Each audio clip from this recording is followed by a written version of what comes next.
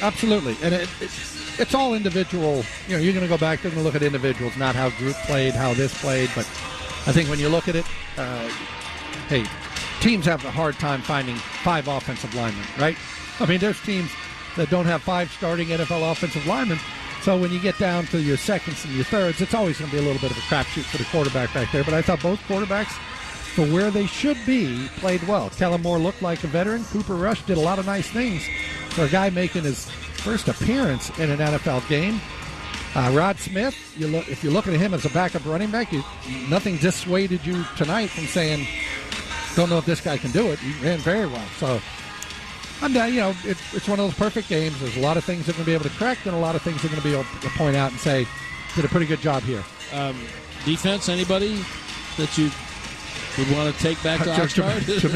Jamil Showers had a heck of a hit. I do know that. He had one good hit. I like seeing that. But, Damian Wilson, I think not his best game. Ended up getting a sack there.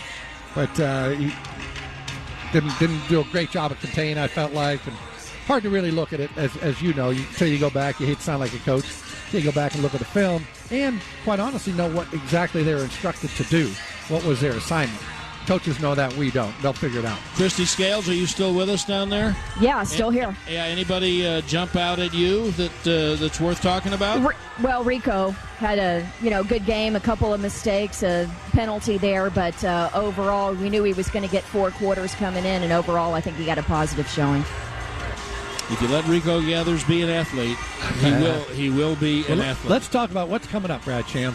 Well, what's coming up tomorrow is the jacket ceremony, which is so moving to see all the existing Hall of Famers come out and greet their new teammates. And they get the yellow jackets, and for Jerry Jones, he'll be blubbering from the time he walks up there. And I imagine usually it's the presenter who presents the jacket and puts it on him, and for Jerry, that's his wife, Jean. So she should be out there and put the jacket on him, and then he'll have a little reception, quiet little reception tomorrow night. You gonna go? I may drop by. I think I might drop by too. I'm going to be in the neighborhood. I might drop by.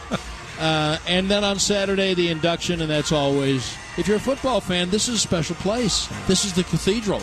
And that's a special moment to see the best of the best inducted into the Hall of Fame. I mean, you just think about, I hate to say you get into the league as a player like I did.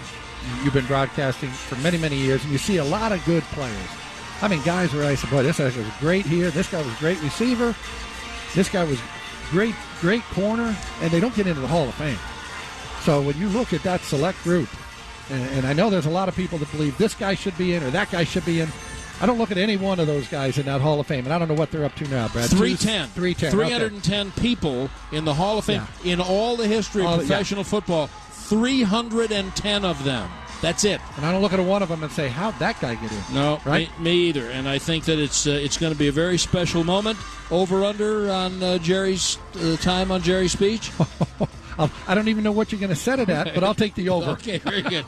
And then a cheery little flight back to the greater Los Angeles area. And the Cowboys will be right back in training camp on Monday. They'll have Sunday off, and they'll be right back to work on Monday in Oxnard. Practice on Saturday, though. They'll practice here. Yeah, I think it might be something less than the most exuberant practice they've ever had. But they will practice. Well, they'll be out there as a team. Then they fly overnight. They'll get back into the place at Oxnard about 3 in the morning. That's right, and Sunday will be off, and then Monday they'll get serious about getting ready to play next week against the Los Angeles Rams. So, nice working with you. I'm your biggest fan. Hey. See you September 10th. Absolutely. But the Cowboys Radio Network will see you a week from Saturday night from Los Angeles when the Cowboys play the Rams tonight in the Hall of Fame game. The Cowboys beat the Arizona Cardinals by a score of 20-18. This has been a production of the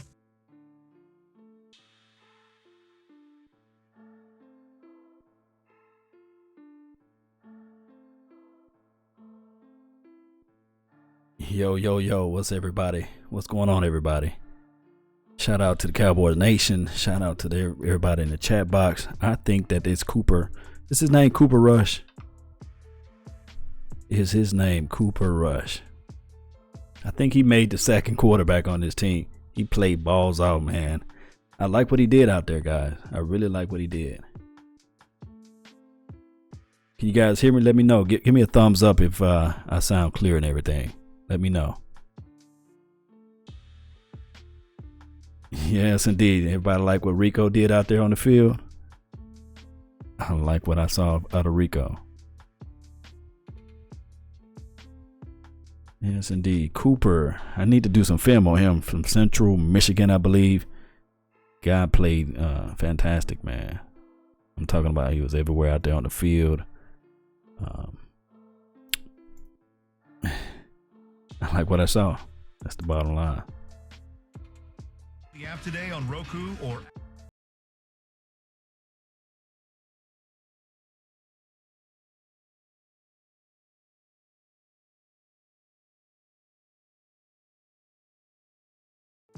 Thumbs up. Appreciate it, man. Shout out to Victor. Shout out to Jackie in the house. And Beast 23. Shout out to you. Wiggle Bell. Shout out to you, Alex Monroe. Dallas Cowboys. Shout out to you as well. I think that's incumbent. 17. I don't know. I think Kellen Moore, I looking at his film, looking at his tape out there, he just didn't flash out to me. So looks timid, small frame, tiny, smart. He knows the game. He knows the playbook, but his arm, man. And the guy needs some milk or something, man. I don't know. I just hope that this kid one day can do something, but it's just beyond his time now. It's just time to get rid of him, at this point. And I just think that he need to get something done, He needs some milk. He needs some milk. He needs some milk. He needs some milk. That's exactly what he needs. Milk. He needs some milk. He needs some milk. That's what he need, man. That's exactly what he need, man. Kellen Moore needs some milk, man. I just don't understand how he couldn't get that ball out, passing that interception. It's just one of those things that we're really gonna have to take a look at, a deeper look at what we can do down the line with the backup quarterback, because he didn't look like he can push that ball down the field enough for us, So that's something that we really gonna have to take a look at, guys. And y'all gotta let me know who's out there that we probably can take for a backup quarterback.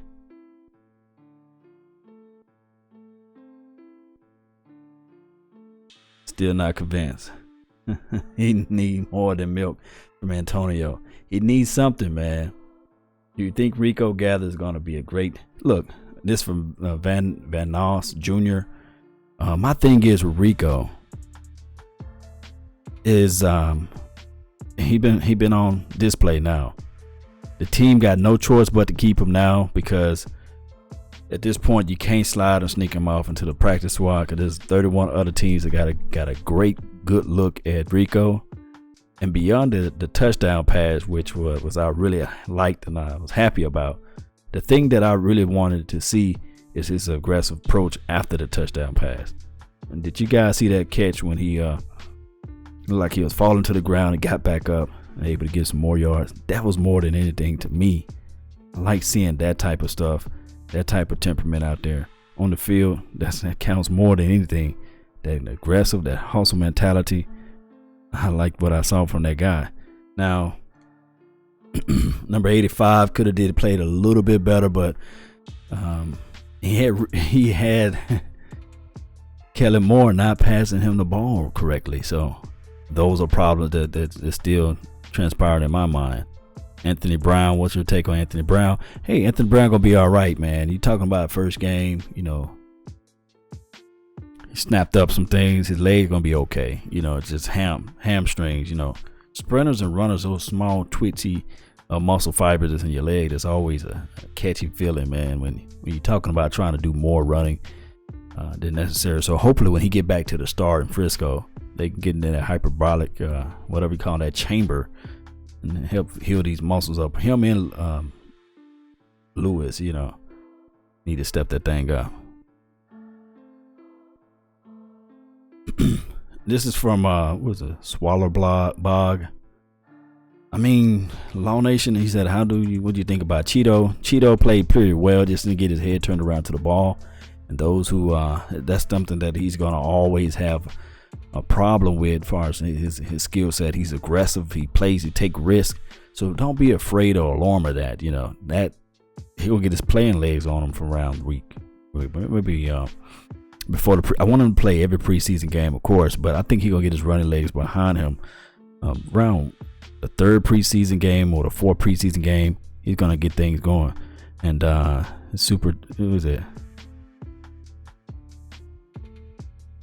What do you think about Taco? I think Taco did pretty good. He just didn't splash out to me like I wanted to see out there. And I was telling everybody before the game is that, hey, Taco this, Taco that. A lot of people's giving a little heat on Taco. Now they can see with their own eyes. Now, Charles Tapper did get a lot of pressure. He was screaming off the edge. He was doing his thing. I like what I saw out of him.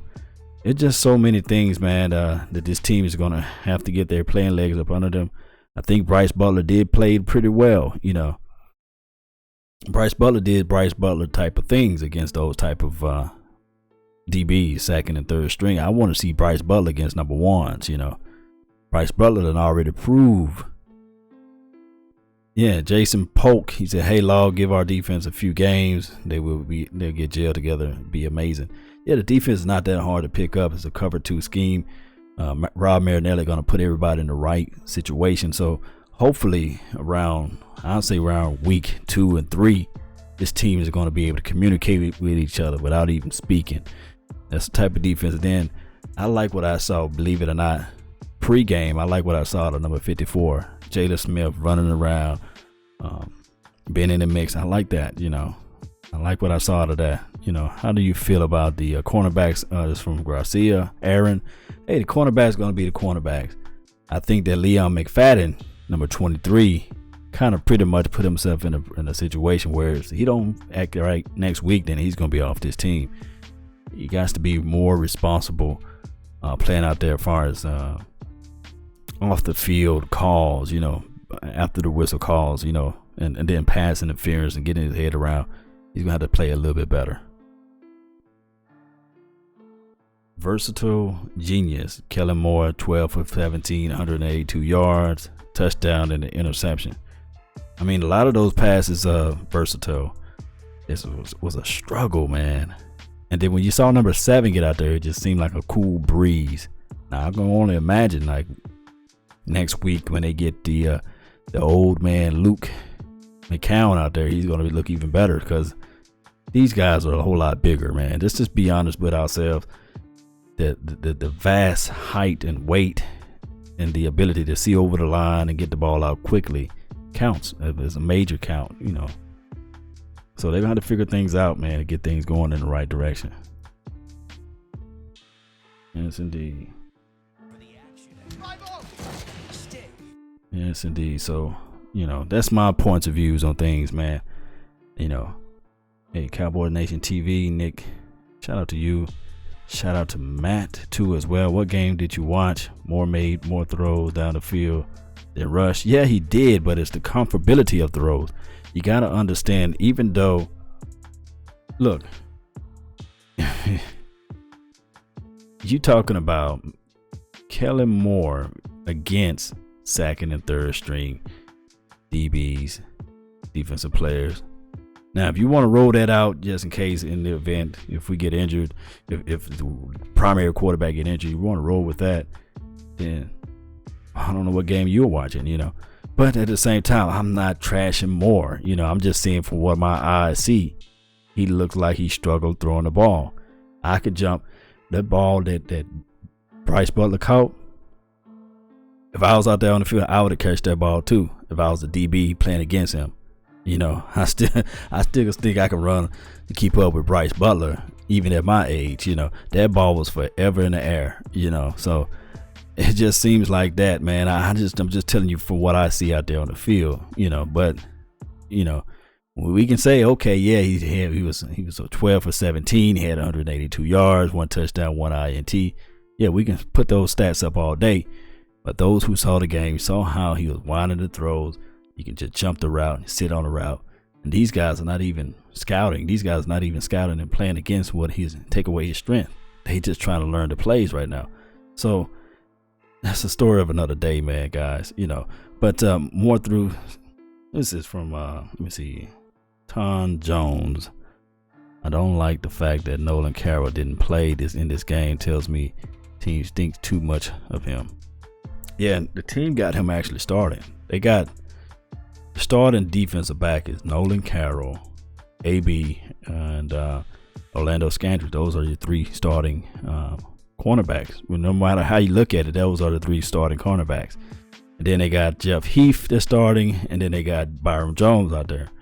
So that's just your core starters right there. It just don't seem like the way we wanted to look at it, but this team plays so much of a rotational piece. You're going to have Chidobe Awuzie rotating in. You got Jordan Lewis's.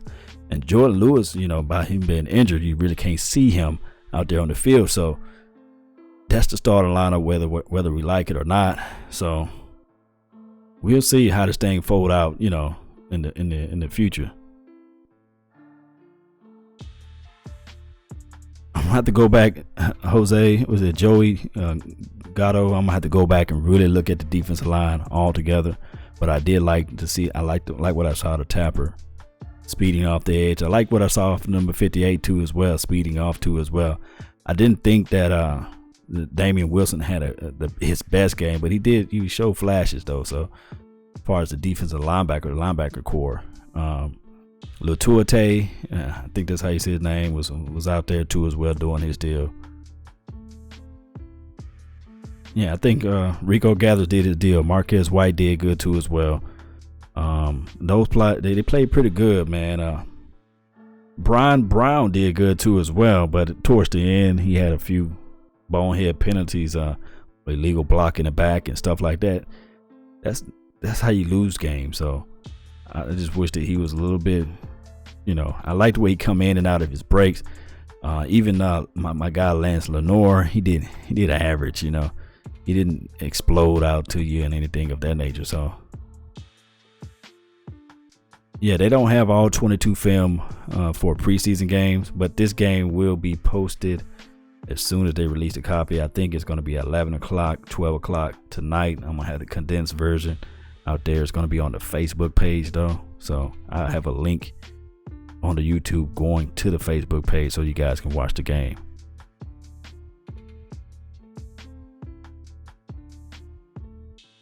Don't say that don't say that VSZP. Nah, Cheeto Bay is not a buzz. I just, and the reason why I'm not highly on Taco right now is that it's going to take a transitional period. He's not like the Joey Bosa's of the world. I heard somebody try to use that comparison, saying that, a lot of times everybody was down on Joey, and then he ended up having 10 sacks or something like that last year.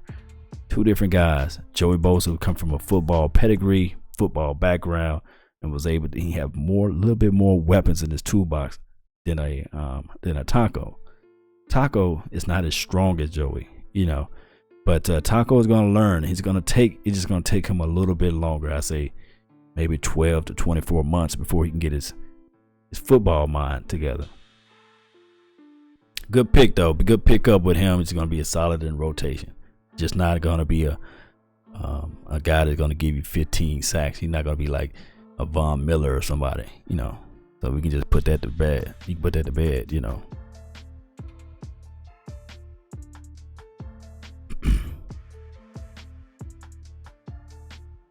Yeah, Frankie G. Alfred Morris did look hungry. He looked aggressive out there, running in and out of his assignments, picking the zones. And so he's pretty good on that aspect. I kind of like what I saw out of Morris. He did his job.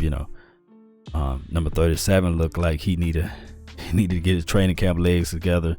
So hopefully we'll see a little bit better pedigree around week 3 of the preseason. Maybe we see these guys doing a little bit better. Cantrell, you said, will Keith Smith be used in the pass game during the regular season? Yeah, Keith Smith was catching balls and doing his deal out there, blocking, just setting up for the pass and that little quick outlet. So I like that part of his game. He's going to be okay. Rod Smith, I kind of like what he, you could tell the team is kind of leaning toward Rod Smith. Rod Smith did his deal out there today. I really like what I saw from him. It's just the fact that if he's doing that with this particular offensive line, I can only imagine what he can do with the number ones. Big frame, guy can just shoot out, get to the edges. I like what I saw from him. Yeah, Ross Smith did look pretty good. You know, James said he looked real good. I likes that, right? Keith Smith is legit. He gonna open up them holes for you. Alfred Morris, look, at this point, I love Alfred Morris. I really think that now McFadden looked kind of lethargic out there. He looked like he needed to get his playing legs up under him, you know.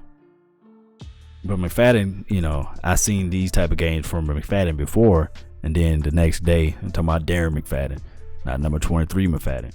McFadden was, I saw this type of game from McFadden before.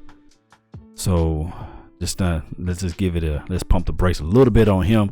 But hopefully he can just pick up things. But Alfred Morris, I really think that his inability to catch out of the backfield is going to hinder him, and his inability to play consistently on the special teams is going to play a role with his situation.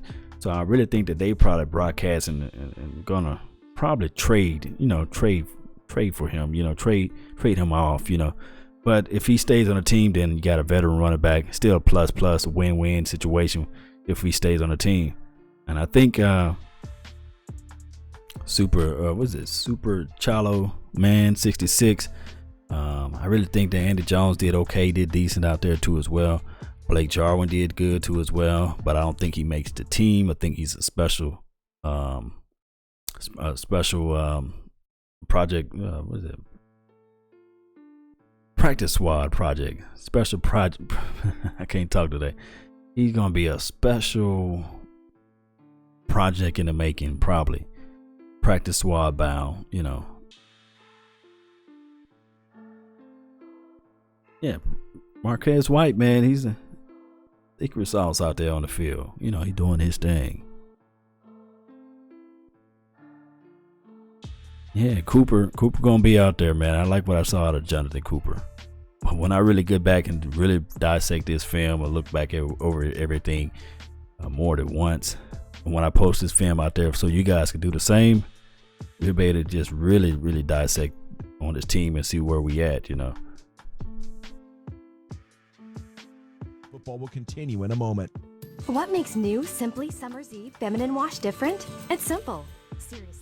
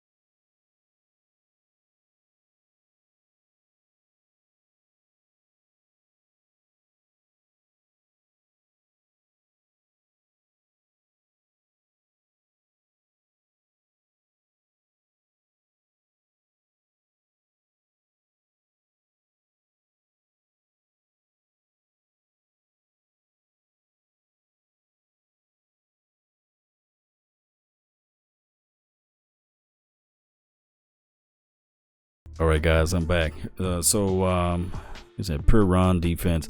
Curtis, shout out to you. Shout out to Joe Pittman. A1 Kev, shout out to you, man. Appreciate thank you for the instrumentals. I can't talk today. Antonio Nunez, what do you think of the defensive tackles? Like I say, man, I'm really gonna have to really look back at the game so I can get a real grasp of what the defensive tackle who is playing the right assignment.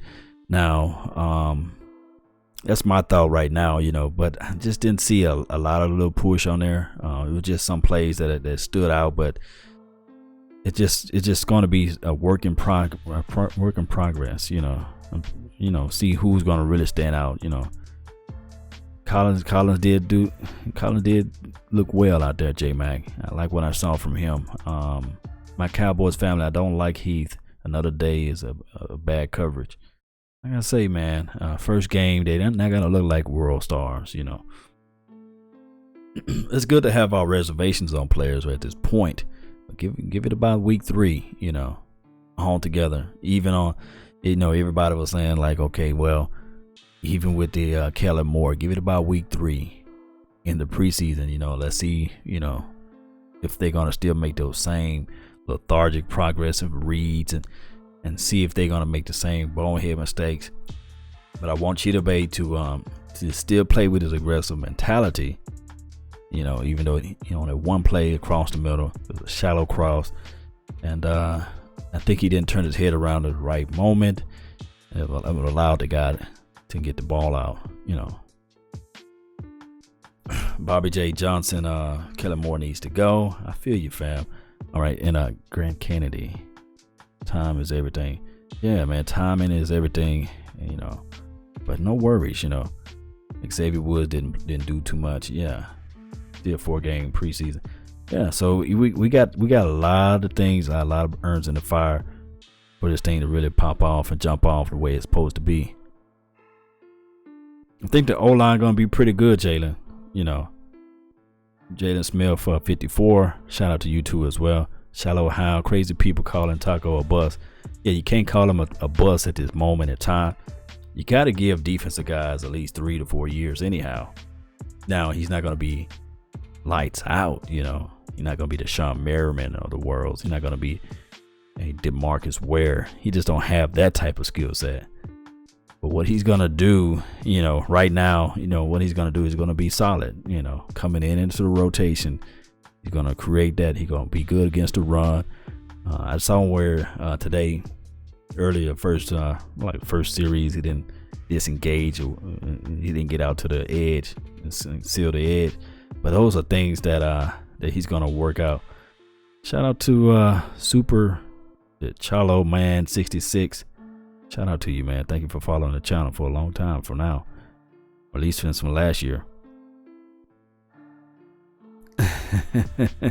Vosh Lombardi, shout out to you, fam. That's my brother from another mother right there, man. Holding it down. I mean, Taco getting ate up on Twitter, fam. Yeah, the thing is with the Tacos of the world, like I say, he don't have that natural bend that you would like to see out there on coming off the edge and ripping off and having a small twitch muscles. He don't have that. But nor do he have the pedigree and the skill set to flex into the inside and play the 1 or the 3, tech. So he don't have that type of skill set.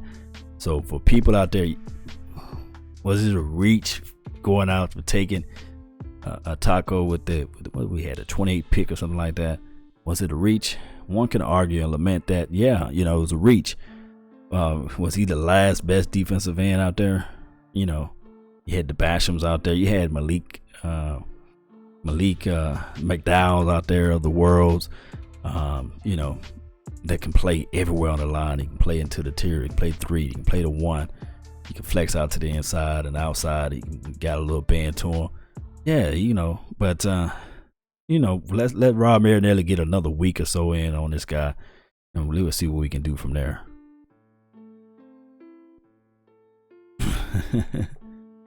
All right, let me see who else we got out there. He got to get his grown man body. I think Taco's still young, young Taco. I think Brown gonna be all right, Manuel. My Cowboys family, DeMontre Moore can be the pass rusher this season if he stay healthy. Yeah, I saw him. He was just getting to the doggone quarterback. And I saw they held him a few times. They didn't call that. I'm gonna let that slide. They're swallowing their whistles.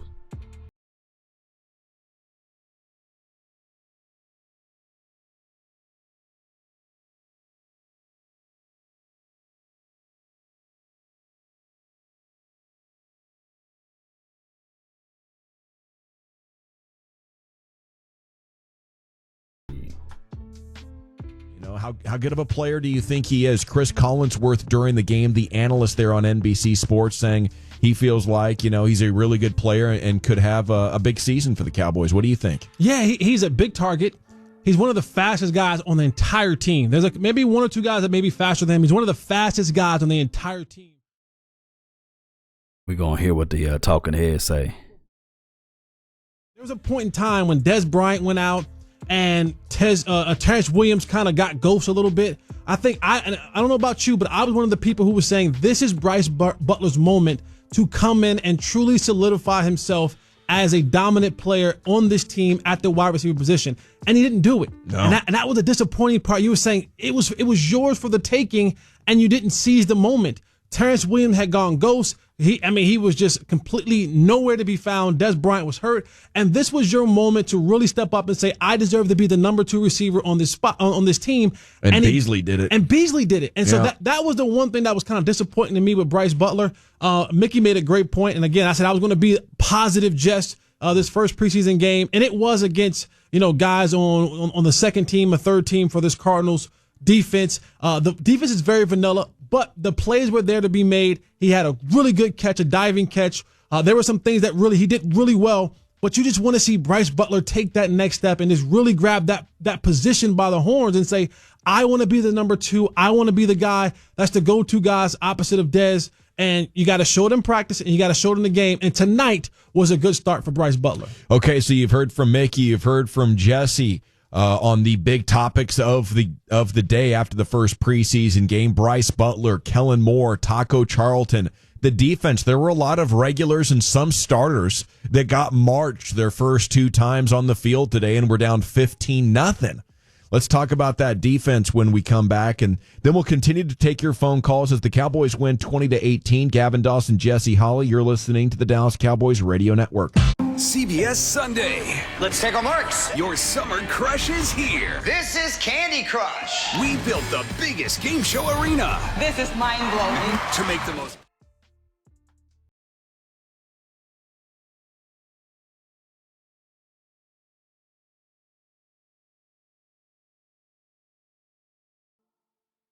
Yes, indeed. So evidently they breaking down the defense. They seeing what all we need to work on and improve on. But I really like really like this team, man. Where we going to, man? Even though it seems grim right now, but we only won by 2 points. And like we going in the right direction. Appreciate it, Purple Gaming, And J Mac, what do you say? What do you think Gathers will? If there's a performance tonight, will it get a spot on the roster? The thing is, J Mac, I want Rico to be on this team so bad. I just want our staff to have. I want our staff and our community, the Cowboys community, to have a little bit of patience, because that's what it's gonna take. It's gonna take a lot of little patience, because it's growing pains, it's things like that it's gonna have to. We're really gonna have to focus on, because the tight end is an extension of your offensive line. You got to know the playbook to be the tight end. You got to know the entire playbook. You can't just be out there faking and phony, because you got to block in certain key situations. It could be a scenario or a time frame. Whereas Dak Prescott, you got to save his ass, So you got to be able to block. You got to be able to do inline blocking too as well. Get upfield. Got to be able to fade. You got to be able to understand when to jump out, when to release from your block, disengage, things like that. So there is a process that this tight end gonna have to go through. So right now he's only a gadget type of guy, and I know it kind of sounds harsh, but he's the type of guy, from his athleticism alone, he's on his team. But deep down, from the coaching staff, if he can't grasp hold to this playbook, then he just may be on the 53 man, but not on the 46. And he's been on display so much now that the other 31 teams are going to be like, I can find room for him on my team, So that's the conundrum, having a guy with that build, 6'7" and 260 some pounds. I don't know how big he is from there. But I really think that's going to be an issue down the line as it relates to him being permanently on his team or being shopped around.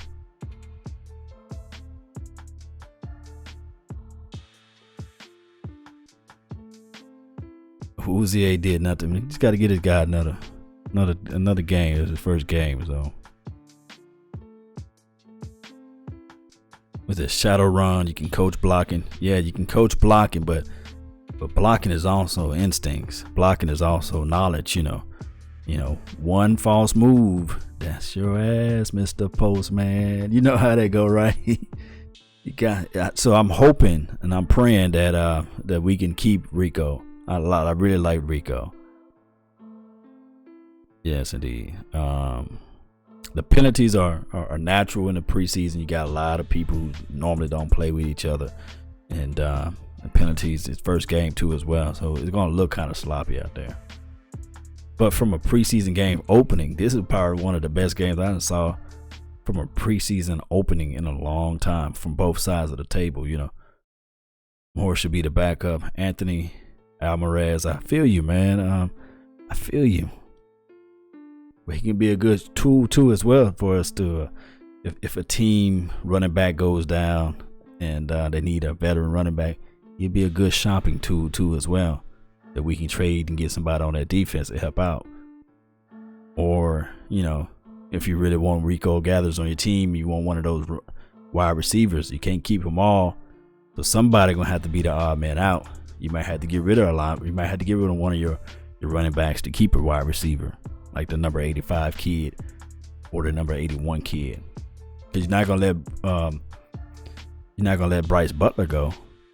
How about them Cowboys? Shout out to you, fam. I can see Cantrell. I can see Dan Skipper being our swing tackle. Although he's big, he's tall, but he's aggressive, and I like his speed out there. I really think that he can bring that type of element to the team.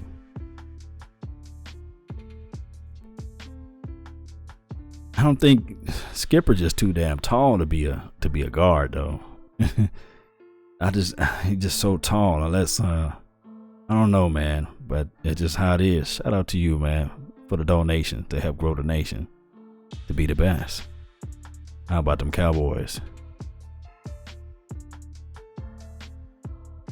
Thoughts on the Cowboys network, like Longhorns do. Gotta elaborate that for me. How about them Cowboys? I really don't understand the question. Thoughts on the Cowboys network, like Longhorns. What they do? Explain to me what they do, or I have to research that and get back with you. Boys have 5 preseason games. This is from Samak. I think that's how you say it. Rosario. That's almost your last name.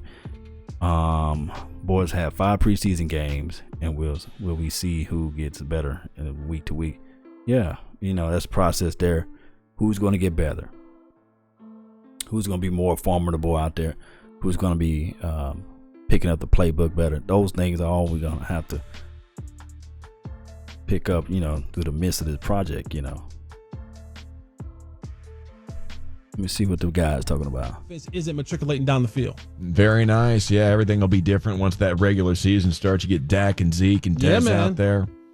Let's see what you guys think about preseason game number 1 and some of the topics that are flying around this team tonight. Here's Matt in Fort Worth. You're on the Cowboys postgame show. Matt, go ahead. How you doing, gentlemen? What's up, man? I am a little bit concerned about this starting secondary. We all saw the starting secondary out there. They look like they struggled. My number 1 point is our number 2 quarterback. Did we see Blaine Gabbert? I didn't even know he was playing for the Arizona Cardinals. He looked like a professional football player. He threw the ball. They mentioned it, the systems he's had to learn. He learned those systems. He looks like a pro quarterback. Carved him up. I wish the Cowboys had something like that to back up as an insurance policy. Okay, appreciate the call there, Matt in Fort Worth. And Blaine Gabbert did look good. He also looked good last year for the 49ers. And I think put the Cowboys in a very similar situation, going up 14-0 last year in that game before Dak got him going. Secondary concern, they will have Orlando Scandrick back. Yep. Obviously, he didn't play tonight. And I tell you what, watching Orlando in Oxnard, I'm excited. He's gonna turn the clock back to 2014. He's gonna be their best corner again. Angry Orlando is good Orlando.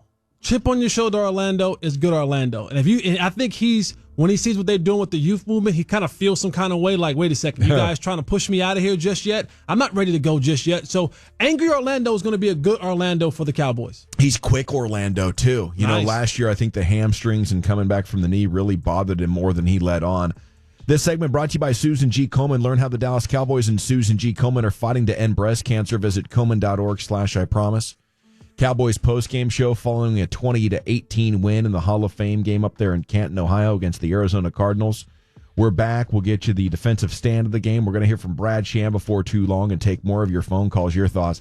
Dallas Cowboys football will continue in a moment. When this world seems complicated. No doubt. I'm going to take a look at that Texas Longhorn Network. But, yeah, I really think that we can get things going in the right direction.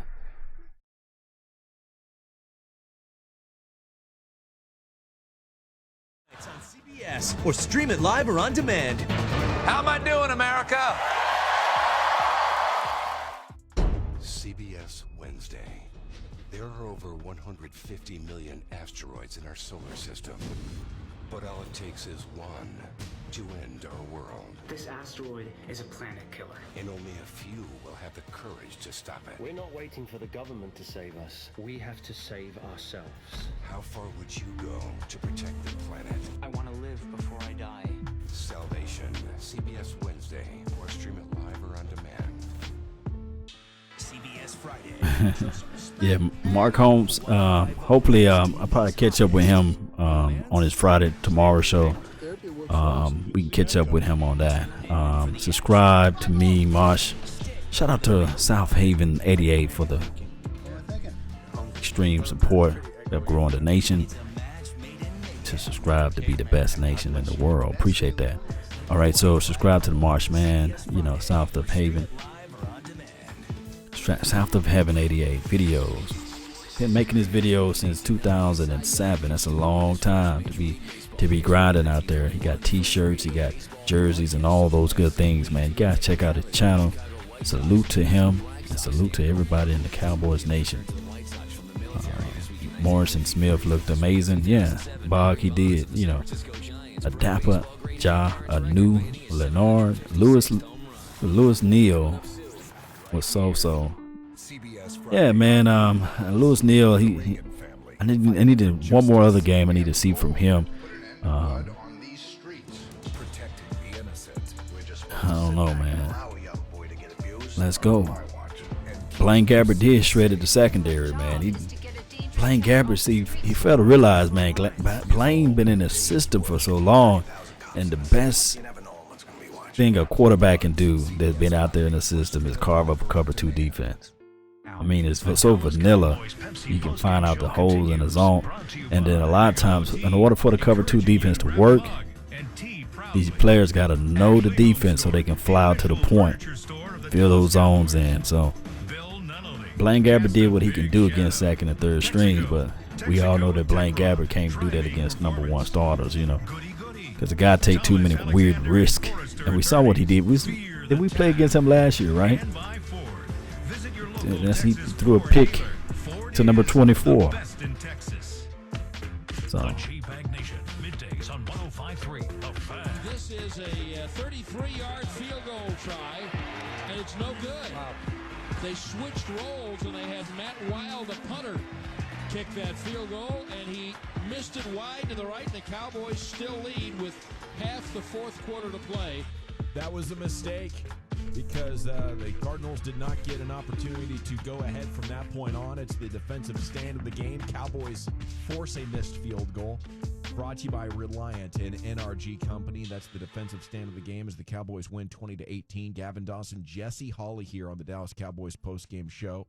Brought to you by Geico. 15 minutes could save you 15% or more on car insurance. And we're talking about the big topics of the game. How'd Kellen Moore play? The defense, does that concern you?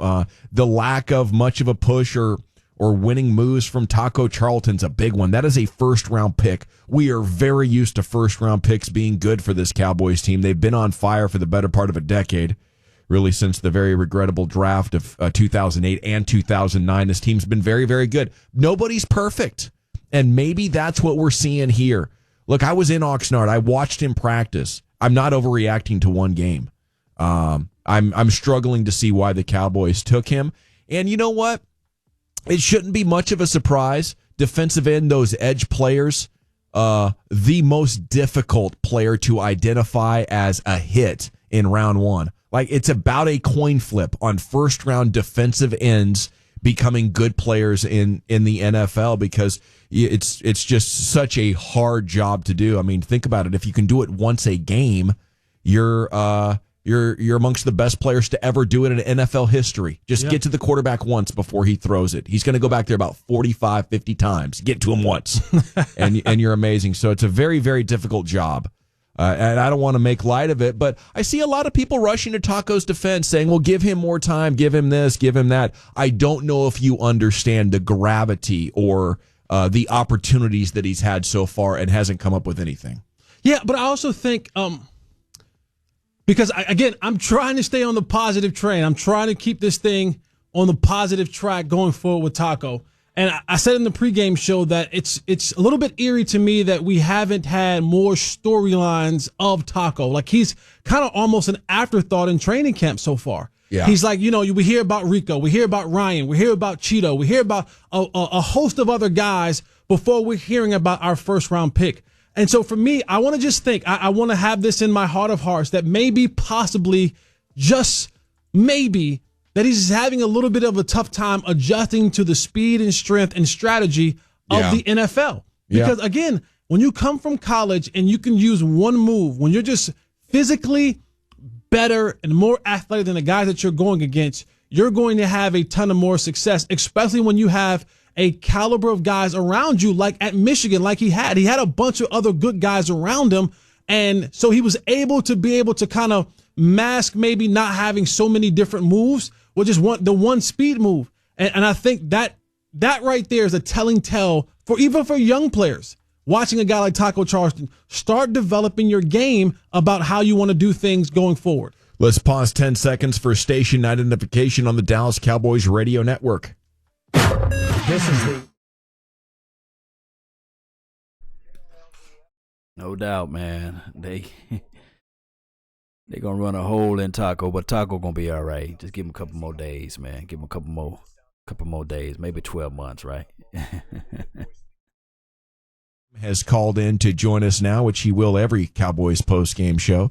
And a good evening, Brad. How you doing? I'm doing great, Gavin. I'm sorry I couldn't get through before. I was down in the locker room, and I don't think I was getting good cell service, but I'm standing right outside the steps of the Hall of Fame right now. It's pretty cool. Yes, very cool, and you're coming in loud and clear. How was the locker room? Did you experience anything cool or talk to anybody interesting? Yeah, I think guys are really realistic. Jeff Heath and Byron Jones were supposed to play about 8 plays. They played over 15, and I talked to Heath, and they really didn't want to come off the field as poorly as the defense played the first couple of series. And he said, look, we knew what was going to happen. We were going to get gashed a few times because of the combination of people that we had playing, and still we didn't like it. So they straightened that up a little bit, and I think that, the younger players who played well were pleased with what they did. I think Cooper Rush was pleased with what he did. I know Kellen Moore was, and Rod Smith was. And so, by and large, I think the guys that would jump out at folks understand it's just the first effort. No one's cashing any checks over it, but for most of them, it was a good start. Brad, you've been in training camp, and you've been around these guys at the start of training camp, and a lot has been said about Rico Gathers. And tonight we saw him make a really, really, really athletic play going up for that touchdown grab. What does a game like tonight do for the status of Rico Gathers? What does this game like tonight does for the confidence of Rico Gathers and him trying to push forward, maybe breaking his way into that third string, maybe second string tight end spot? Well, I think it helps his confidence, Jess. I don't think there's any question about that. It's one of the things where you want to look at the tape and see, kind of count up the things that didn't go well, some blocking assignments and routes that he might have run, and the things that he did do well. As I said during the broadcast, when you give him a chance to be an athlete, he's going to win. Yeah. I would not be sitting around holding my breath for him to crack the top three. I think Jeff Swaim and James Hanna are pretty entrenched there, and they're really good players, and they do little things well. But I think Rico Gathers is probably going to make the 53-man roster.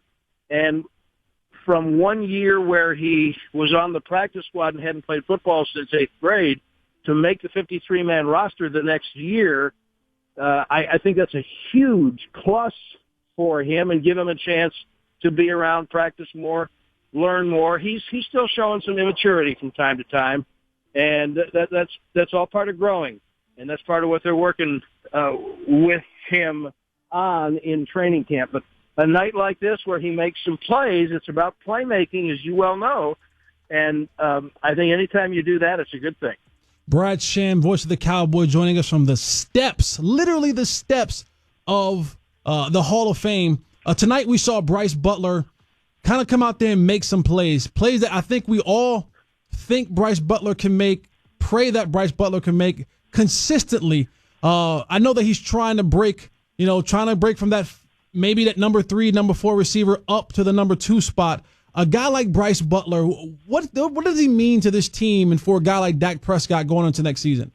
Yeah, I think it's big for him to have a night like that and play like they want him to play. You said the key word, Jess, and that's consistency.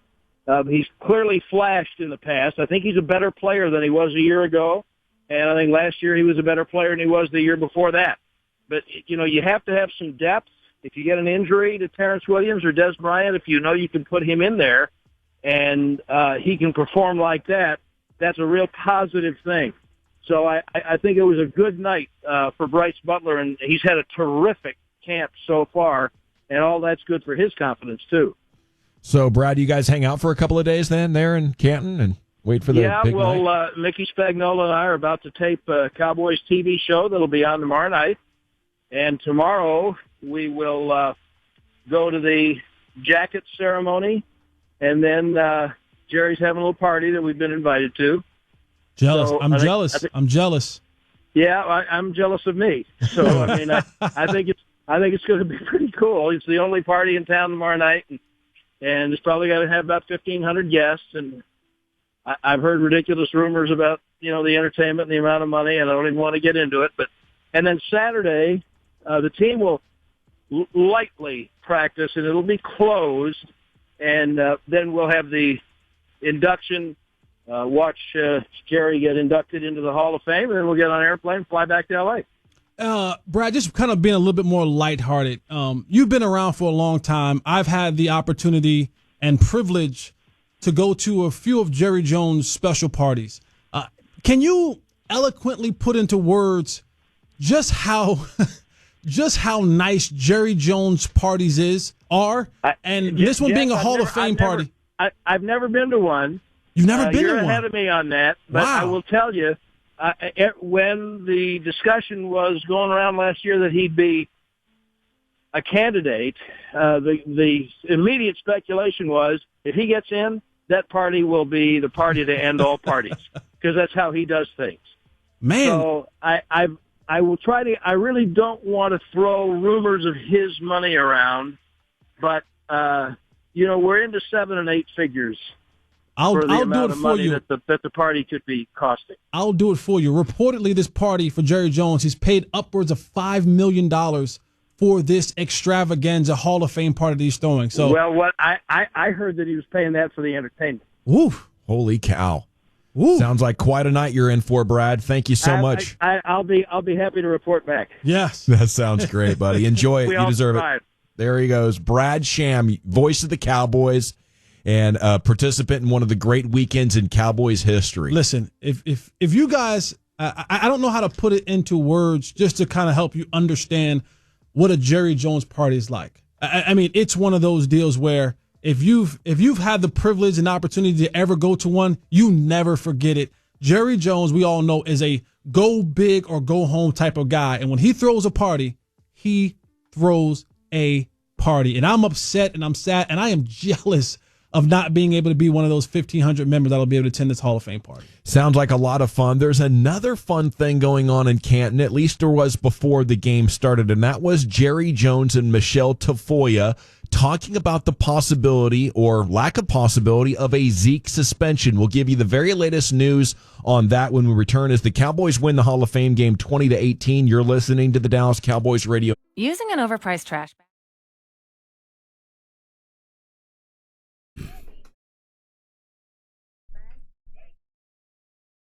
That whole suspension scenario with Zeke, man, is so crazy.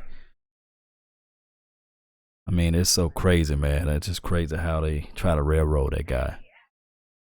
And I mean, everybody know, man, NFL is on a witch hunt to get this guy suspended, and the other NFL players too as well. It's just crazy.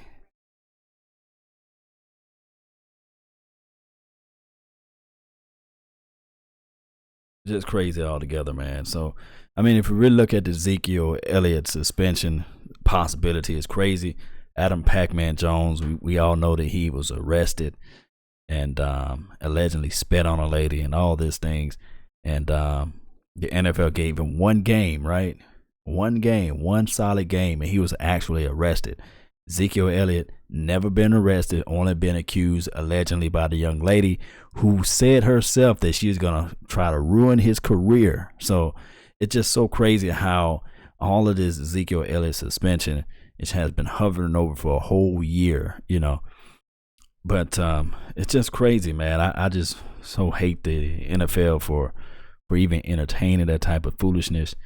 I wish the lady, whoever the lady is, I'm all out for women's right. I'm all against domestic violence and being aggressive towards a lady. But at some point, somebody need to reach out to the lady and say, hey, did Ezekiel Elliott put his hands on you? And if not, then you need to drop this case, because if you out for the money, then come on now. You already had leaked text messages saying that you're trying to ruin this guy's career. There's no marks, no wounds on you, and you trying to railroad this guy. Come on. Some women got to do better. I know we all fall in love and stuff like that, but when you're talking about putting a guy's career on the line, that's just crazy. You know, that's just not me just talking from a bubble or the gargles of Cowboys. But at some point, the NFL got to realize that not everybody innocent. You know, so, and then if you look at Adam Pac-Man Jones' situation, he was actually arrested in the back of a police car, spat on a lady, and he only gets one freaking game. And now you talking about Ezekiel Elliott can get possibly 6 games. But this is how the NFL gonna play this thing out. They're gonna either suspend this guy for 4 to 6 games, right? He's gonna appeal it and he's gonna win.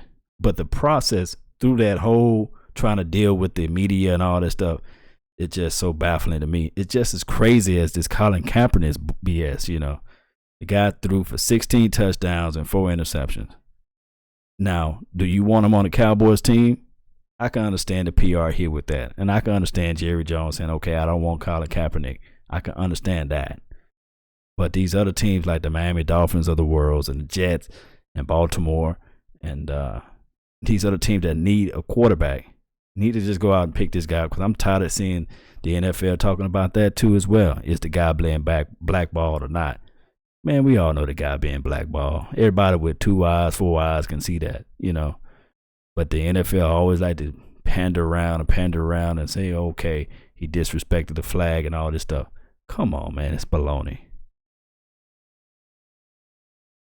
It's all good, man. So we just need to just really focus on this team here getting out. Everybody's the first preseason game. So, yes, we can still have our reservations on a few players. But at the same time, what we really need to do is understand that this team right here can be Super Bowl bound if we don't allow the media and the outside pressure to put their nose into the situation. You know, trying to suspend all players, giving all players the maximum suspension possible. Like the Demontre Moore, he gets 2 games. Now Geronimo Allison, who plays for the Green Bay Packers, only get 1 game for the same suspension. The NFL is just so crazy. This is what makes me mad. So the Cowboys got to score at least 30 to 31 points, 32 points a game in order for us to win. For the simple strength, if they don't do that, then the referees can always blow the game up. That's just crazy. Where he'd fallen down making a circus catch and got back up, ran for some more yards. Looked like a real football player, Jesse Holley. Rico Gathers 3 catches, 59 yards, and the touchdown there. We'll talk about him. We'll take your thoughts on any other Cowboy players or storylines that jumped out to you. Where do your donations to the Salvation Army go? Wherever a life can be turned right side up, wherever hope is the only thing left, donate today at salvationarmydfw.org. The Salvation Army doing the most good. Yeah, Gavin Dawson and Jesse Holley here. Preseason game number 1, Hall of Fame game. Cowboys win 20-18. Kellen Moore was pretty good. First team defense was rough. Man, they gave up 15 points in a hurry. And luckily Blaine Gabbert came out of the game after going 11 of 14 for a 118 passer rating. They were just getting whatever they wanted against the Cowboys. But the Cowboys end up with the victory. And there was some good news regarding Zeke. You know, is a suspension going to happen? When and to what extent is amongst the topics. And, it's the next preseason game is going to be next Saturday against the Rams. And a lot of the speculation has been the NFL is going to tell the Cowboys about this suspension after the Hall of Fame weekend. You wouldn't want it to be a distraction and take away from Jerry going into the Hall. So maybe they'll do it next week. So one of the questions is, do you think you'll know Zeke's suspension or not next Saturday against the Rams? Michelle Tafoya reported before the game that Zeke had met with Roger Goodell in a 4-person panel in late June. Those people will make a recommendation to Roger, and then he's going to make his decision. That was one piece of news that we got. The other one was Jerry himself. He was asked before the game, and he said a couple of interesting things. He said they do expect Zeke to be playing in week 1. Says that's the assumption they have right now. And he said also that it's not domestic violence that could hang him up and cause a suspension. So what do you make of that? If it's personal conduct, there's nothing he's done to get suspended. Sure, it's embarrassing or for, somebody, or maybe not. Maybe it's not embarrassing at all. But the incident at the parade or the incident at a bar with really no witnesses there talking at all, there's nothing that would generate a suspension. So the only other thing that would result in a suspension would be substance, right? But then Jerry said he doesn't want to say anything that could affect the decision to suspend him or not. And then that would bring substance into question, because with those suspensions, it's not subjective. It's not a decision that a panel needs to hear about. It's how many times have you failed a test? Here is your mandatory suspension. Nothing more, nothing less. So there is quite a bit of mystery. But at the very least, I took optimism and some confidence that maybe Zeke will not be suspended from what Jerry had to say before the game. Jesse, what's your read on it right now? And I love that you took optimism in it, because I've been a bit pessimistic in the entire situation. One, because if there was nothing to see here, if there was nothing to really hold on to, I think this caliber of a player and this caliber of a case, they would have come out and made a bold statement in saying the Zeke Elliott case is closed and there'll be no suspension. What I do think is, leading up to this moment, this Hall of Fame game, and again, I have no scientific evidence to support my thoughts, but I think that maybe there is a suspension coming. I think 2 games at the very max. I honestly think, out of respect for Jerry Jones and his week and being inducted to the Hall of Fame, that they held off. That they said, you know what, we won't add a distraction to your week. Because just think about this. If this suspension had come down Tuesday, Wednesday, whenever, Monday, that's all we would have talked about all week long. That's all that Jerry Jones would have had been asked all week long. And I think we've had a great week of stories really reflecting on the greatness of his life. Exactly. And I think that was out of respect. And I really do think this. I think Jerry Jones and Roger Goodell have a relationship. I think Jerry would have been beyond heated and furious if this decision came down, and I'm doing my air quotes, during his week, his Hall of Fame week. I think we hear a decision next week. I really do. I think once all of this happens, Jerry gets inducted, he has his party, he has his, his enshrinement, and he gets his jacket, and everything is kind of all said and done. I think then we hear the announcement that Ezekiel Elliott is suspended for X amount of games, because I think it's not the domestic violence case, but I think an accumulation of all the things that have happened over the year for Zeke, and that in that June meeting, that was probably his, hey, now, listen, we're going to give you a chance to do this thing right. Keep your nose clean until training camp, until the season, and it'll go away. And then the bar thing happened, and that might have been the straw that broke the camel's back, and they may have to slap Zeke on the rich for this one. Okay, we shall see, and hopefully there is a resolution soon. My other question would be, if a suspension did come, he can appeal anything. Isn't that a no-brainer that you would appeal it and try to play against the Giants in week 1 and serve the suspension later? Sure. Yeah. If I'm his agent, if I'm his people that's handling that, I'd definitely appeal it to try to get out there for that first game. Get a non-conference game, or at least a non-division something, game. At least for the first game, and then maybe suspend me for Denver or whatever. But that first game, that Giants game, I want to be out there to help my team win so that we don't fall behind, 1, in the win-loss record, and 2, in the division win-loss record. All right, so what do you think of the game and the Cowboy topics as the preseason is now underway? Here is Andre in Shreveport. You're on the Cowboys postgame, Andre. What do you think? Hey, guys. How you doing? First, congratulations to Jerry Jones in the Hall of Fame. Absolutely. Hey, it's a preseason game, no injuries and stuff like that. The Gathers made some plays, Butler made some plays. You know, the guys are still, working through some things, but you got to address that defensive line. I've been calling y'all show for 5 years and telling them about defensive line play. Guys like Leon Lett, Tony Casillas, those guys, Charles Haley, you got to get some impact defensive line play. They playing arena football out here and want to throw every down, or you got to get a hybrid defensive end, Von Miller, Khalil Mack style. Can't get these slow guys like Taco Charlton. I hate to ride Taco. I hope he turned out to be great, but, you got to get somebody with some speed to attack the quarterback, to stop him from playing arena football. We saw that in the Super Bowl against Atlanta and New England. You can't stop Brady. You're going to have to get somebody that can lay him down. No quarterback can throw laying on his back. I hear you, Andre. That's what I'm talking about, and it was very depressing at the end of last year that the same thing that caused them to be out in the divisional round in 14 happened again, And I feel like while you could win it all without a good defensive line, it makes it really, really difficult. You can win the Super Bowl with Trent Dilfer as your quarterback. It's happened just a couple of times in NFL history in the 51 years of the Super Bowl. Maybe only a handful of times a quarterback not been a really good player. And Trent Dilfer, Joe Flacco. Yeah. Eli. Joe Flacco was on fire. Eli Manning was on fire. Yeah. And those teams really had transcendent defenses. Yeah. The Denver Broncos, the way Peyton Manning was playing a couple of years ago, even though he was a great game manager, he wasn't an efficient thrower of the ball anymore. Right. So, yeah, that one is tough right there. And I'm not going to be able to pick this team to win the Super Bowl. As going into a season. I won't do it until they have that problem fixed. But here's the issue that you face, because like Andre the caller said, you want to get one of those Von Miller type guys, one of those those game changing defensive ends. You know how you do that? You got to be terrible. You got to be terrible. And the last time they were terrible, I think they picked up a pretty good player. Yeah, I think they got a guy that's going to be here for the next 6 to 7 years and be did a great one of the job. Best running backs that we've ever seen. The problem is that you want one of those. Either you have to go and spend a boatload of money to get that kind of a player, or you have to suck really, really, really bad to go in the top 5. Now, here would you come?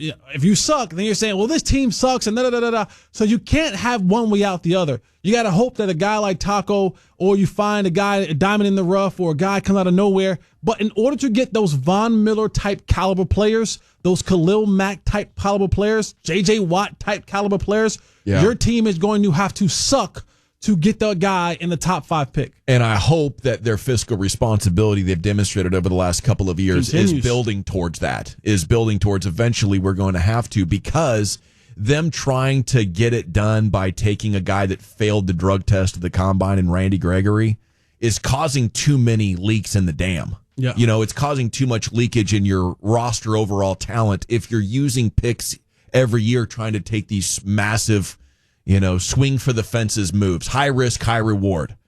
Go spend the money. Go spend 15, 16. Get a guy that's already done it in the league. Because you can't afford, really, in this NFL, with how many years it's been since you won a Super Bowl, to have this good of an offensive line, this good of quarterback play, to have Dez, Witten, Beasley, and a Hall of Fame talent, really, at running back. He might not make the Hall of Fame for one reason or another, but he's every bit that good. You can't have that good of an offense and never get past the divisional round. You really should win a Super Bowl, right? Yeah. So I think we're getting to a point now where they're going to have to pull all their stops out to address what Andre in Shreveport said, and that is the defensive line. You've tried to be patient. You've tried to, speculate with risk-reward moves. You've tried to find gold in them Nar Hills. Hasn't worked. And now, 4 years into it, This will be the fourth year since they've had an awesome running game, and they've really felt like they're contenders. If you don't, now it comes time to, okay, we got to backload contracts. We got to renegotiate with guys. We can't go any further. We're going to have to essentially, jeopardize the future with the way we would be managing it at that point. What do you think about that? I think in the next year or so they have to, only because you still have Dak, who's making $500,000. Zeke is still on the rookie deal. Those two guys, they'll be wanting an extension pretty soon. And if they keep at the pace that they're going, you're going to have to pay Dak $25 million a year. You're going to have to pay Zeke upwards of $10 million a year. So I think in the next year or two, they're going, like you said, they're going to have to make that jump to either draft a guy or go get a guy via free agency and open up their checkbooks and say, hey, we're going to pay for said player to come and now turn the corner for our defense. Man, when Dak becomes a free agent in 3 years, he's going to be like $30 million. Yeah. And it becomes really, really difficult to build out the rest of your roster. So the idea of trying to buy a championship before you got to pay your quarterback. The Ravens, they won that Super Bowl. Then they paid Joe Flacco. They haven't been able to put the puzzle back together since then. Yeah. And Dak and Zeke come up at the same time, don't they? Are they in the same draft? Yeah, but Zeke's a first rounder, so he'll have an additional option year at the end of the 4 years. Yep. But that still jumps to 12 or 13 million even for a running back. Yeah. Okay, we have two segments left of the Cowboys postgame show. They win 20-18 up there at the Hall of Fame game against the Arizona Cardinals. 877-881-1053. You want to talk Zeke and possible suspension, the defensive line, Taco, the secondary after tonight's game. A lot of topics out there for you in Dallas Cowboys football.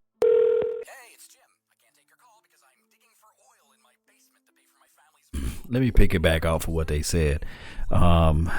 The problem is when you're talking about a team that's in a window. Right now, we are in a window of time. We pretty much playing Dak Prescott pennies, right? And Zeke is under a rookie contract. Of course, he got the fifth year option to extend, and then you can go with the proverbial franchise tag. But at that point, I hope we'll find another flashy running back, because running back average 4 to 5 years in the league. I don't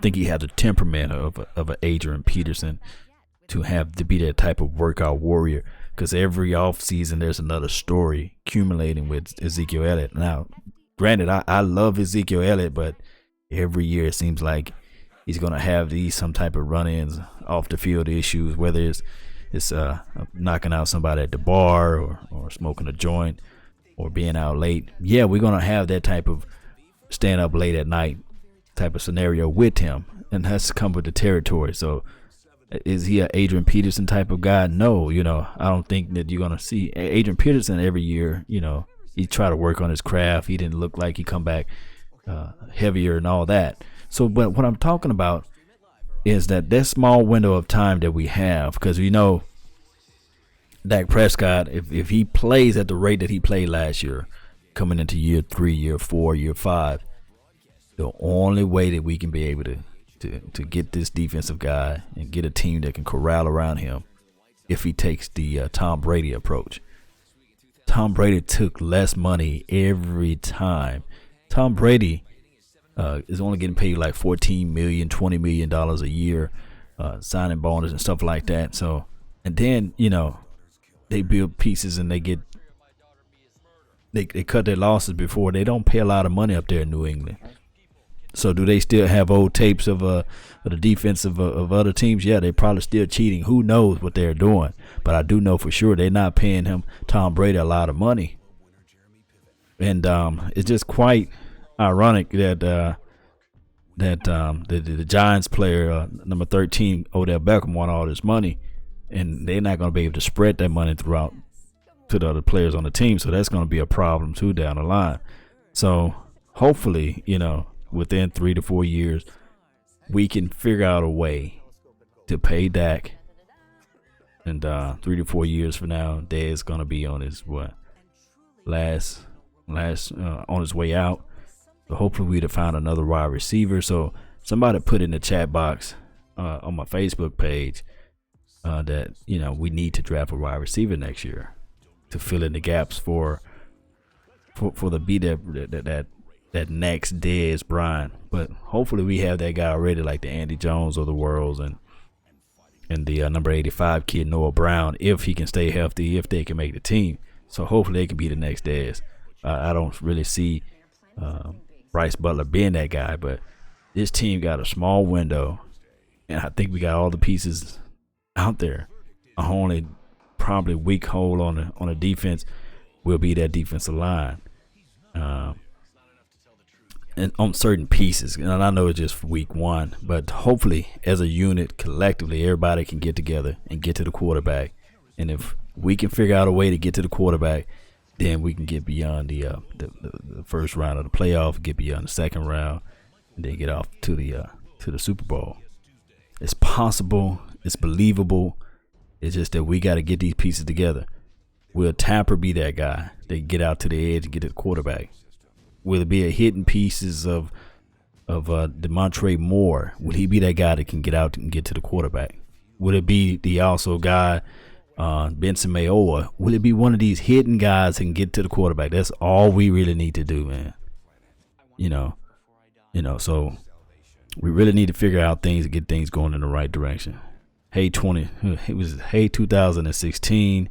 Any truth of the allegations of the NFL attorney responsible for the DV penalties in New York? Fans hence possible conflict of interest as she seeks punishment for Zeke under alternative motives. The shout out to you, man. Hey, 2016. Yeah, it's possible. They're not gonna throw that out, man. They hire their own personal investigators. If the NFL Players Union can band together and really win a case, then we can be winning in the right direction. Meaning that if this NFL player unit can just sit there and say, hey, okay, Roger Goodell, we gave you all power, but still at the same time, you got to bring facts. And the facts that you're bringing is not suitable for the case of you suspending my guy, Ezekiel Elliott. Or for the simple fact that we got other players with more heinous crimes. We got other players with actual arrest records that's only suspending for one game. So it's such a deeper layer when you're talking about suspension, and you talk about allegations. But the NFL Players Union is so horrible. They're so weak. But it's just crazy, man. They have a veteran team. They have aspirations of winning. Have a good running game. Pretty good defense. So they're definitely not going to take that without, a hard attempt at finding a good replacement. Replacing Tannehill, I think, more difficult than some people might think. Really? Yeah, amongst the most efficient players throwing the deep ball last year. Very good athlete in the running game as well. Yeah, I think he's one of those quarterbacks that's kind of like sneaky quality. Okay. So we shall see. Yeah, it's hard to tell, in that AFC East. You're never going to win the division. You're never going to get credit. You're never going to win the division when you got to go through New England.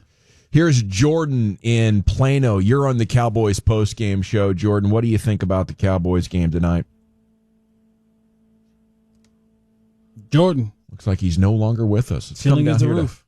Chris in Dallas, you're on the Cowboys post-game show. Chris, how you doing?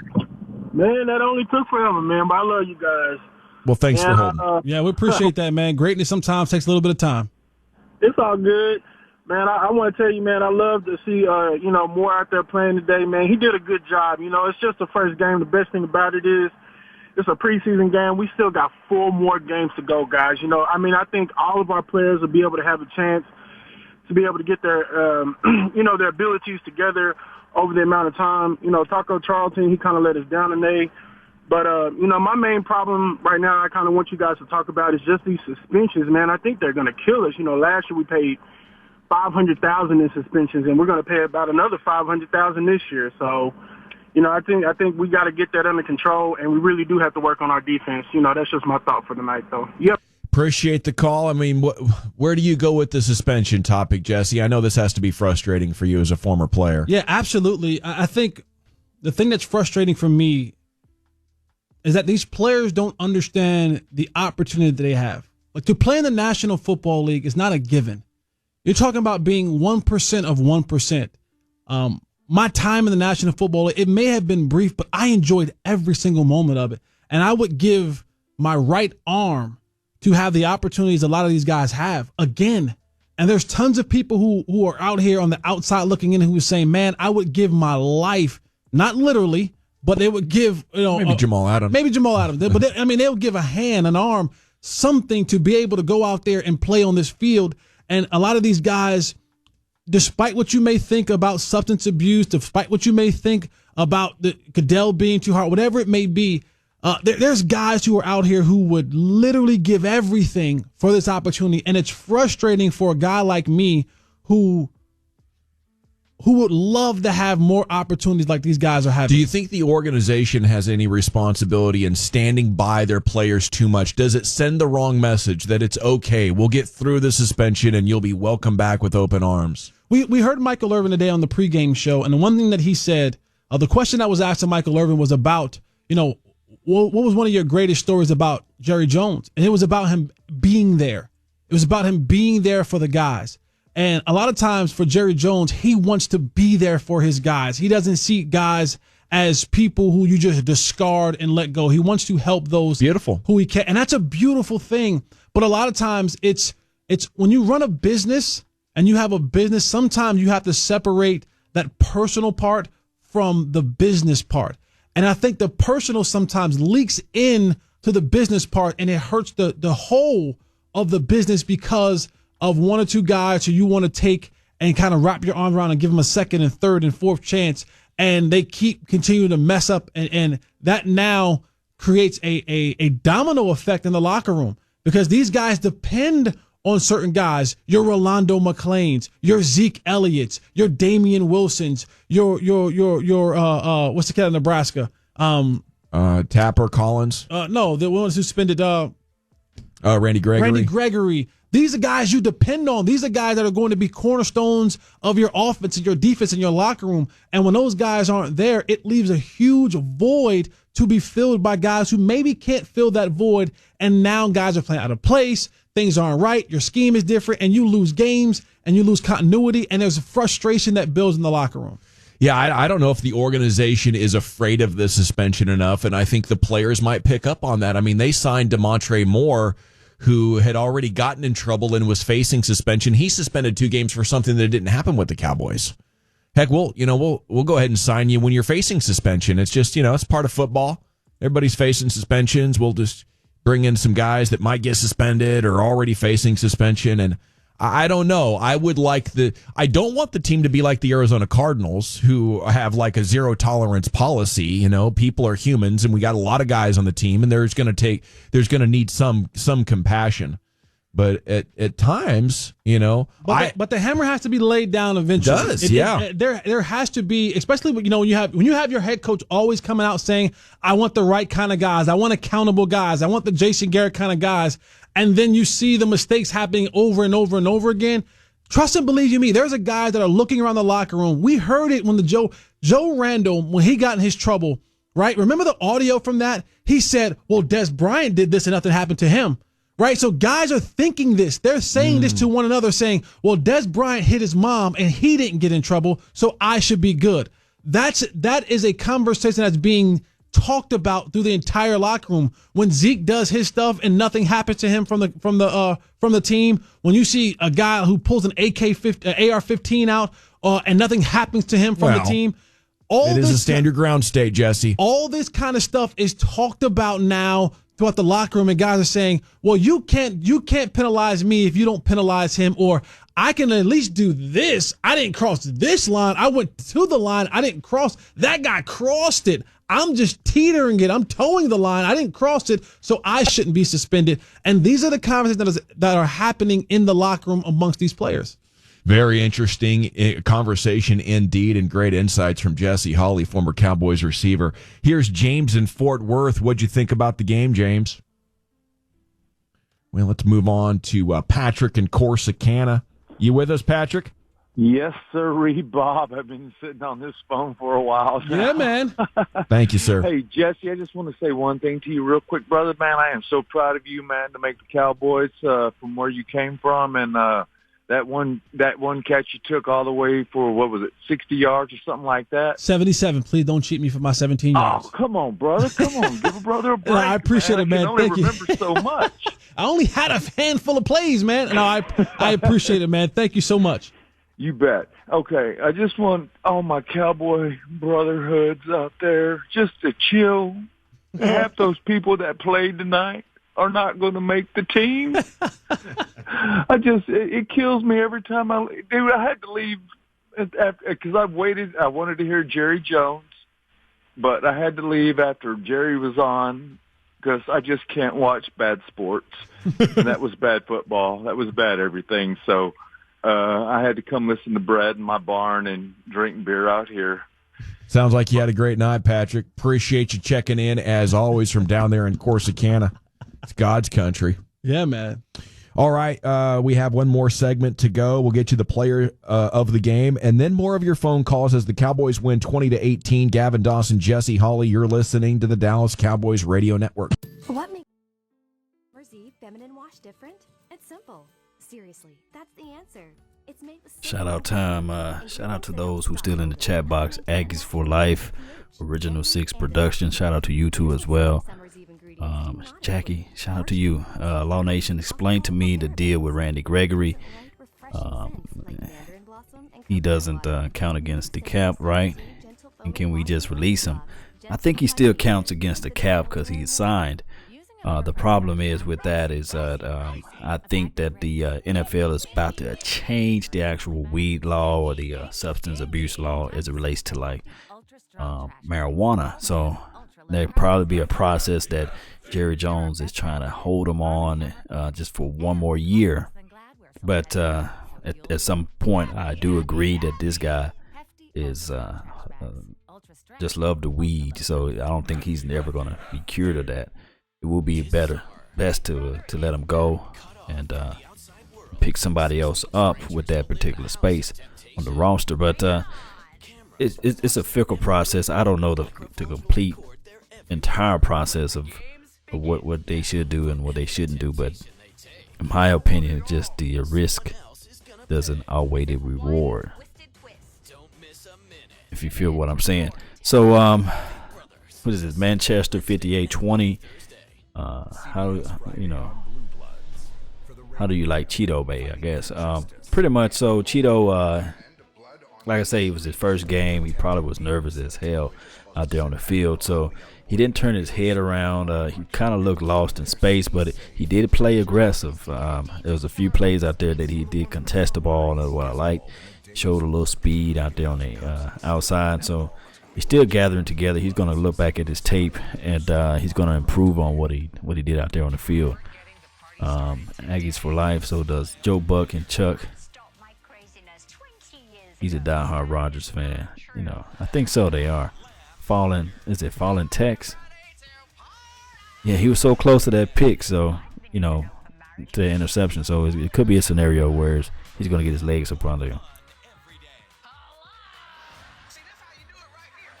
Mr. Wright, what do you say? He cost us more. Yeah, so yeah, if we release him and get nothing from him, Randy Gregory is the type of player that we release him, then the New England Patriots get him, and he never ever have a misstep from there. He goes all the way to New England and plays for like 10 years, and they say, okay, we got a good player now. So That's still the worries me. You realize you're not very comforting. Yeah. What else we got? The Shadowrun, Colin Cowherd, the sensationalist.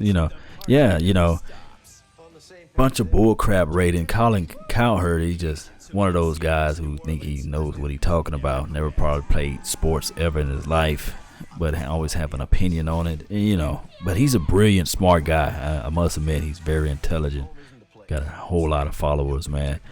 It just makes his own money, prints his own money out. So, brilliant guy, just a douchebag to me, on certain aspects. But he loves LeBron James now. LeBron James can do no wrong in his opinion, in his mind. This is Chris Guerrero about our schedule.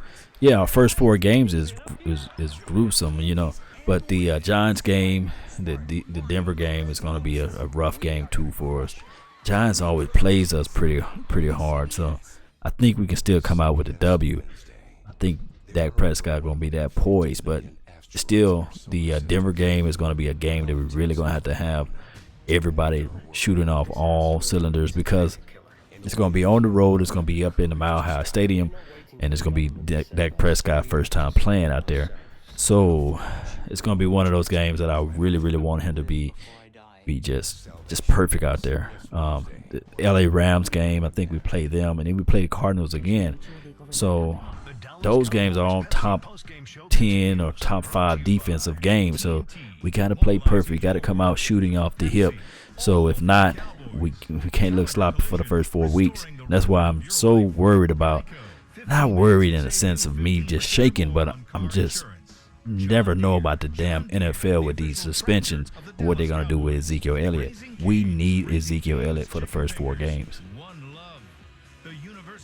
Yep, Aggies for life. Giants always run their mouth. Yeah, I understand that. Manual.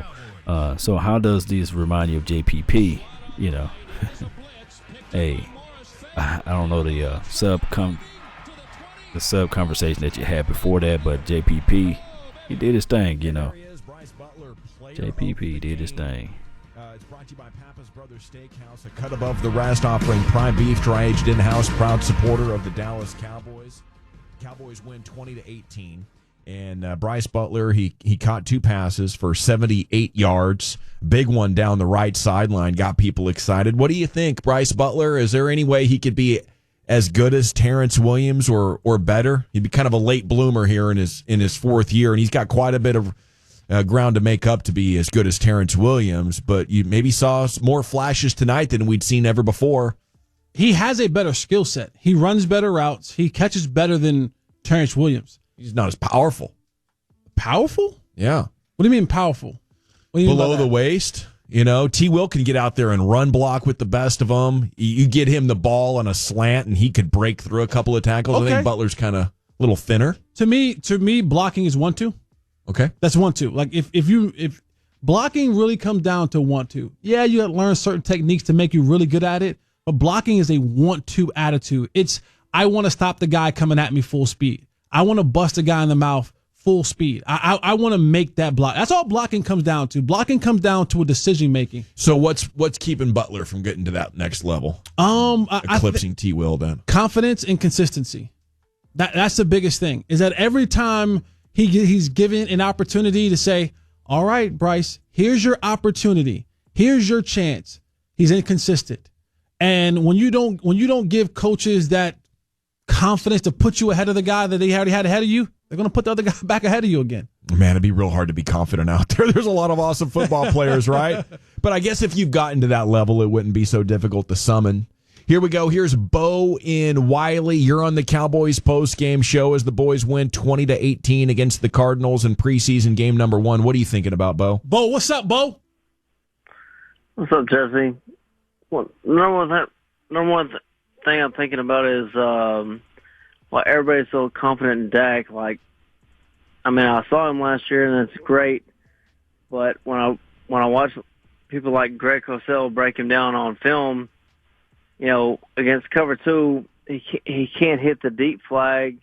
He can't hit that type of power throw it's going to take to make him the next star in the NFL, and I can't. There's no getting around it, Bo. The accuracy outside and deep for Dak Prescott isn't great. He's not an awesome pure thrower of the football, when it comes to quarterback, but there's pure throwers all over first-round bust territory in the NFL, And what Dak Prescott has that a lot of veteran quarterbacks in the NFL don't is poise and leadership, a feel for the moment, and ability to avoid the big mistake better than just about everybody. And I tell you what, avoiding turnovers is becoming amongst the most important traits out of all of them for quarterback, and Dak already has that big time. So I think he'll work on it. And the good news is he's going to have a lot of years where this running game is going to be so good that I think by the time the team really needs him to be the full complement of skills for a quarterback, he'll be closer there than he is today. Listen, some of your favorite quarterbacks, they don't have a full arsenal of throws, right? Aaron Rodgers, okay. Yeah. All right, God bless him. Gift from God. He can make all the throws. Tom Brady can't make all the throws. As great as he is, there's some areas that he struggles in. Drew Brees. There's some areas that he doesn't have a ton of zip on the ball. I mean, there's some guys who just don't have everything in their arsenal, but found a way to be pretty darn good. You know what I'm saying? And so for Dak, well, he made year one. I think this year he's taking another step to go forward, and he may not ever develop all the throws. He may not. Doesn't need to. Mm-mm. There are some quarterbacks that, listen, you are good at what you're good at, and you work with that. And then the other parts that you're not good at, hey, maybe you take a shot here and there, but you're just not good at those things. To have a quarterback that is that takes care of the football, that is efficient and effective, and can win you football games, that's all that matters at the end of the day. Can you win us football games? Can you keep the ball and not turn the ball over? Those things are crucial to a team's success and a quarterback success. You're not going to have guys who can throw from every platform and every angle like Aaron Rodgers or Phillip Rivers or guys like that who just have the God-given ability to sling the rock all over. Look at Jay Cutler. Jay Cutler's a guy who can throw the ball 100 miles an hour from every angle. Guess what? He didn't have the mental ability to throw it to the right team. He couldn't throw it to the team who had the same color jersey he had on. Yeah. Think about that. He could make every single throw from every single platform, but he couldn't throw it to the guys who he flew on the plane with and rode the bus over to the stadium. So now, do you want a guy like Jay Cutler who can throw every single pass in the passing gamut, but can't throw it to the right guys? Or you take a guy like Dak Prescott who maybe can't make every single throw, but won't turn the ball over and will win you football games. Your choice. Ryan Leaf could throw it 70 yards in a snowstorm. Jamarcus Russell throw the ball 70 yards off one knee. I mean, you'd love to have that guy that could throw it, but I'll take the guy that can outthink everybody and outmanage the game and avoid the big mistake, and then also be very, very efficient in short and intermediate stuff. Okay, man, one of my favorite things in the NFL is how much former Cowboys love Jerry Jones. Yes. And he's going into the Hall of Fame. The induction Saturday night. I expect him to talk a lot about love for family and love for players, and I expect his words to be inspirational. And I expect a perfect balance of emotion and laughs. And I think he'll do a great job of keeping things in check there and making it a magical and wonderful evening. Jesse, what are you expecting Saturday night? The same thing. I mean, we know that Jerry's going to get up there and he's going to be his charismatic self. He is going to control the crowd. He's going to have the crowd eating out of his hands, like melting in his hands like little birds. That's what Jerry Jones is. He's one of those guys who can be special when he gets in front of that mic. He's going to woo you. He's going to make you laugh. He's going to cry, going to make you cry. And you're going to see a lot of players out there who, because of Jerry Jones, are Hall of Famers today. Okay, so for Tim Collins and Troy Hughes and Jesse Holley, I'm Gavin Dawson. Up next for the Cowboys next Saturday, they will be in Los Angeles to take on the Rams at 8 o'clock. Dallas Cowboys football will Yes, indeed, guys. I really appreciate everybody for tuning in. As we do the final roll call, hopefully around 12 o'clock, they release the game to the masses, and I'll be able to start editing the game and shooting it out so that you guys can rewatch the game. It's going to be on my Patreon account as well as my Facebook, so you guys can go to those two avenues to watch the game. I really appreciate everybody for tuning in and watching the Law Nation Network. Shout out to Jackie Smith, too, as well. I appreciate you for showing us support. Aggies for life. Appreciate you too as well. Original 6, you know who you are. Appreciate you. How about them Cowboys? One of the best names on YouTube's out there. You guys go out and check out his channel. District Calmness. Yeah, shout out to you, man. Peace out, Cowboys Nation. Shout out to you, man. Justin Beach. Shout out to you too as well. Anybody else needs a shout out, let me know before I run. But I really, really, really appreciate everybody tuning in to the Law Nation Network. And also, like I say, I'm going to try to break down the individual players if time allow. Look for most of those films to come out maybe Saturday. I can do a live. I can put up the film live on this particular platform and do the breakdown like I normally do. I can do a live for you guys from that platform. And you guys get some rest. Enjoy the game. Soak in this win. But when I post this game, please remember to look at the plays several times and pick out the players that you really, really, really, really have your thoughts on and you really want to wholeheartedly see on this Cowboys team. That's been my time. I really thank you guys for yours. And remember, you're listening to nothing but the best. Salute. I'm out. Peace.